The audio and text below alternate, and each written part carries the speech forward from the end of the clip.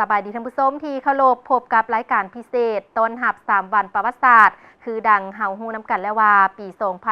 2025ซึ่งเป็นอีกปีหนึ่งที่มีความหมายความสำคัญของชาติของพรรคและกองทัพทั่วภาคทั่วรัฐทั่วกองทัพและประชาชนลาวบรรณเผ่าได้สืบต่อจัดตั้งพันขยายมติกองประชุมใหญ่ครั้งที่11ของพรรคส่วนกองทัพได้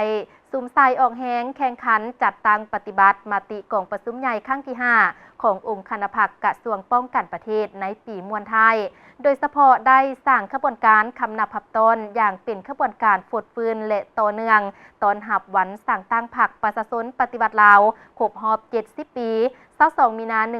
1955 หา22 มีนา 2025พบกันมื้อนี้รายการพิเศษจะนำเสนอความรู้สึกของบรรดาสั้นคนต่างๆต่อวันสั่งตั้งพรรคประชาชนปฏิบัติลาวครบรอบ70 ปีในระยะทำอิฐใจทานไปติดตามรับชมการสัมภาษณ์ของสหายพันเอกละครแก้วกินนาลีหัวหน้าอำนวยการโรงพิมพ์กองทัพใบทานได้รับชม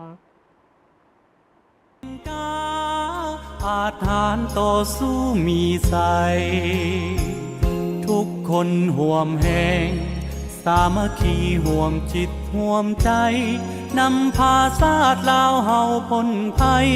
สู่หลักไสแห่งอุดมการณ์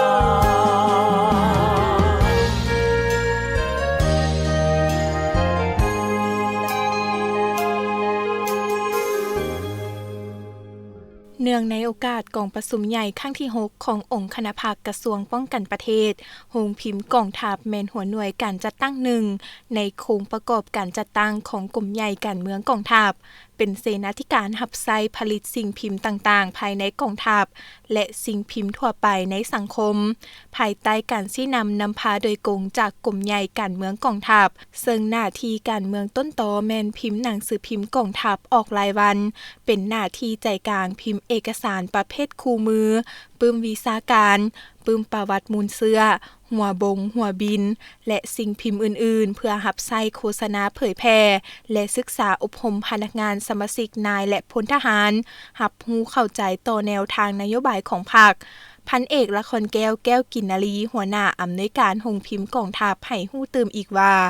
คณะพรรคคณะบรรษาได้ถือเอาใจใส่เวียกงานศึกษาอบรมการเมืองนำพาแนวคิดสมาชิกพรรคพนักงานนักรบด้วยหลายรูปการหลายเนื้อใน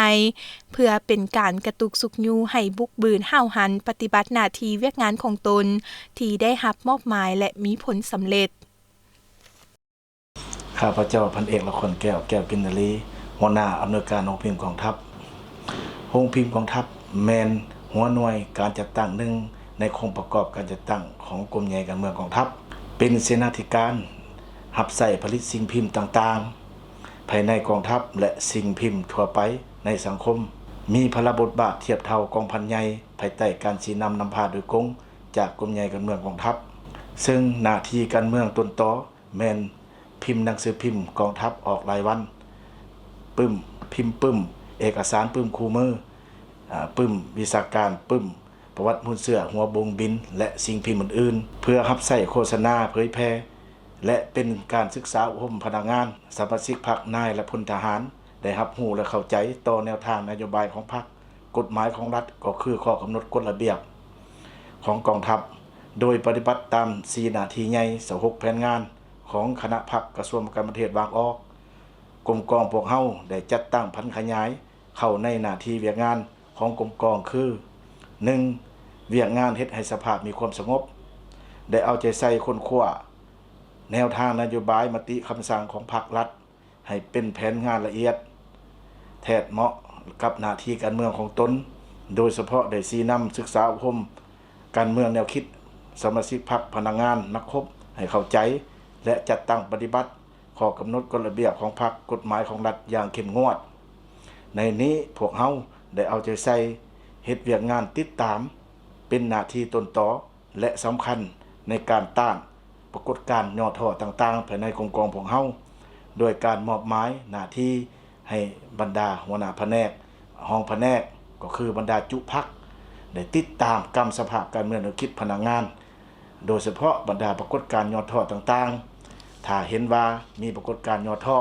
ต้องหีบฮอดรายงานให้แก่คณะพรรค เพื่อพร้อมกันแก้ไขจึงเฮ็ดให้พวกเฮาสามารถตีถอยได้บรรดาปรากฏการณ์ย่อท้อต่างๆเฮ็ดให้กรมกองพวกเฮามีความสงบโดยพื้นฐาน 2. เวียกงานปรับปรุงกำลัง 1. การศึกษาอบรมการเมืองแนวคิดคณะพรรคคณะบัญชาได้ถือเอาเวียกงานศึกษาอบรมการเมืองแนวคิดให้แก่พนักงานสมาชิกพรรคนักรบโดยหลายรูปการหลายเนื้อในเพื่อเป็นการกระตุกสุกโยกให้มีความบุกบืนหาวหันปฏิบัติหน้าที่เวียกงานของตนที่ได้รับมอบหมายมีผลสำเร็จโดยเฉพาะในการค้นคว้าเสื่อมซึมมติกองประชุมใหญ่ครั้งที่11ของพรรคมติกองประชุมใหญ่ครั้งที่5ขององค์คณะพรรคกรมใหญ่การเมืองกองทัพจัดตั้งเสื่อมซึมบรรดาข้อกำหนดกฎหมายของรัฐระเบียบของกองทัพบรรดามูลเสื่อของชาติของกองทัพเพื่อสร้างให้ได้ทัศนะการเมืองคุณสมบัติศีลธรรมปฏิบัติให้แก่พนักงานนักรบและสมาชิกพรรคภายในโรงพิมพ์กองทัพให้มีความหนักแน่นเข้มแข็งคณะพรรคได้เอาใจใส่ในการชี้นำสมาชิกพรรคพนักงานนักรบในทั่วกรมกองเสื่อมซึมกำแน่นแนวทางป้องกันศาสตร์ของพรรคได้เข้าร่วมอบรมหัดแอบการทหารประจำปีของกรมใหญ่การเมืองกองทัพจัดขึ้นเห็นว่าพนักงานนักรบสมาชิกพรรคกำได้ทางด้านทฤษฎีและบทเรียนตัวจริง 2. เวียกงานปรับปรุงก่อสร้างพรรคและพนักงานหน่วยพรรคโรงพิมพ์กองทัพพวกเฮาเป็นหน่วยพรรคหนึ่งที่ขึ้นกับคณะพรรคกรมใหญ่การเมืองกองทัพมีคณะพรรค5สหายมีสมาชิกพรรค48สหายยิ่ง17สหายผ่านมาคณะหน่วยพรรคโรงพิมพ์กองทัพได้ถือเอาหลักการรวมศูนย์ประชาธิปไตยนำพาเป็นหมู่คณะแบ่งให้บุคคลรับผิดชอบเป็นหลักการต้นตอแห่งการนำพาการปรับปรุงก่อสร้างพรรคแม้ได้จัดตั้งทั้ง4ด้าน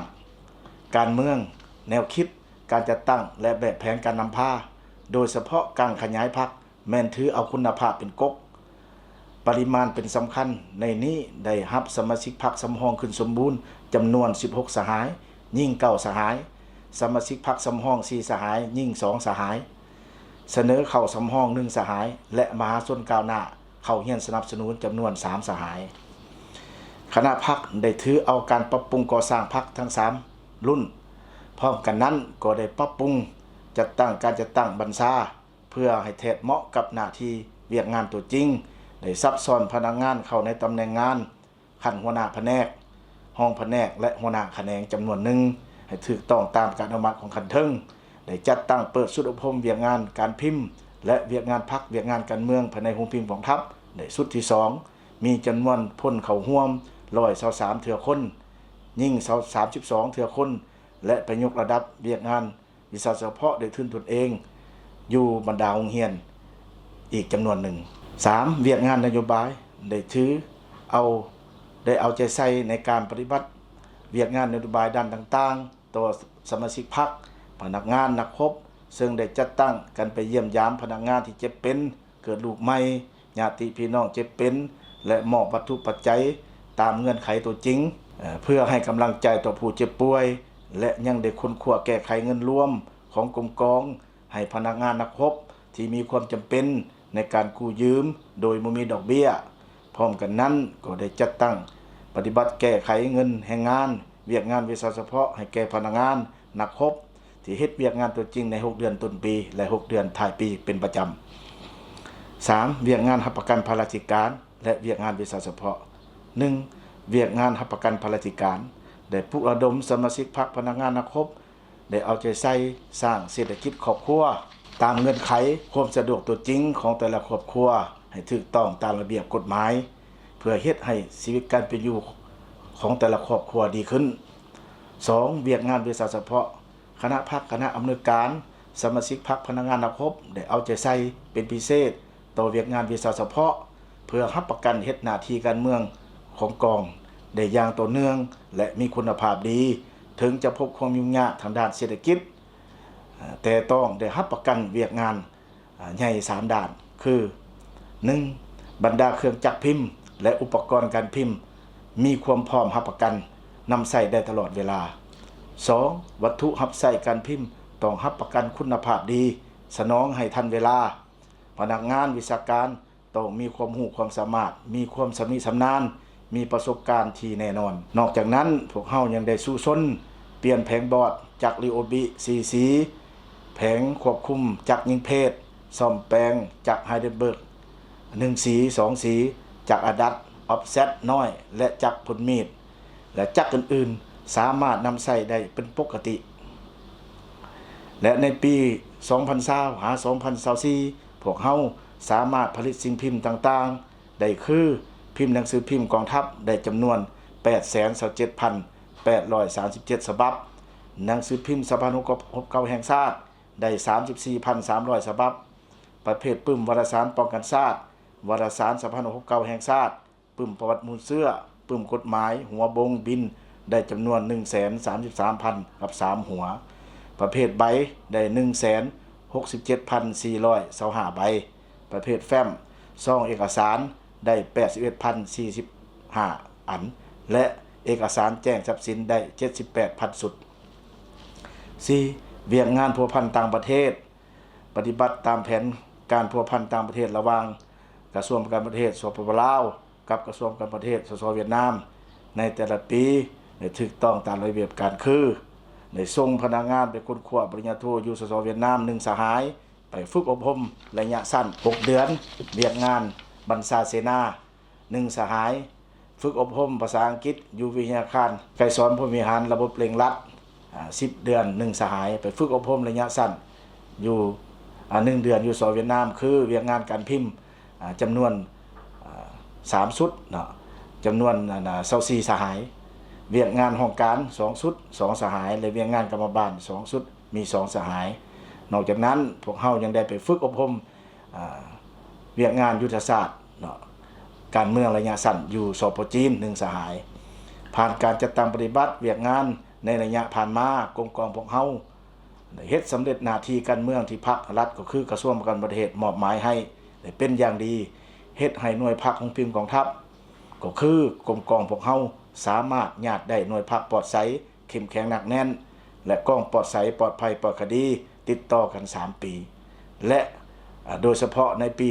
2024 พวกเฮาแม่นเสนอขันถึงเป็นปีที่4เนาะข้าพเจ้าต่างหน้าคณะพรรคคณะบัญชาก็คือคณะอำนวยการตลอดฮอดพนักงานนักรบขออวยพรไสอันประเสริฐมายังการนำภาครัฐก็คือการนำกระทรวงการประเทศจงมีสุขภาพเข้มแข็งมีพลามัยสมบูรณ์สืบต่อสินำพาประเทศชาติก็คือกองทัพประชาชนลาวให้เข้มแข็งและทันสมัยอาถรรพ์ต่อสู้มีใสทุกคนห่วมแหงสามัคคีห่วมจิตห่วมใจนำพาชาติลาวเฮาพ้นภัย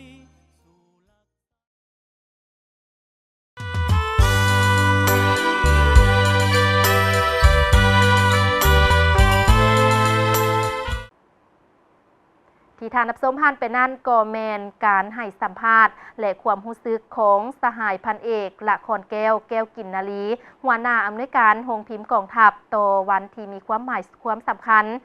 และมหนีเวลารายการพิเศษก็ได้หมดเพียงเท่านี้พบกันใหม่โอกาสหน้าสำหรับมื้อนี้สบายดี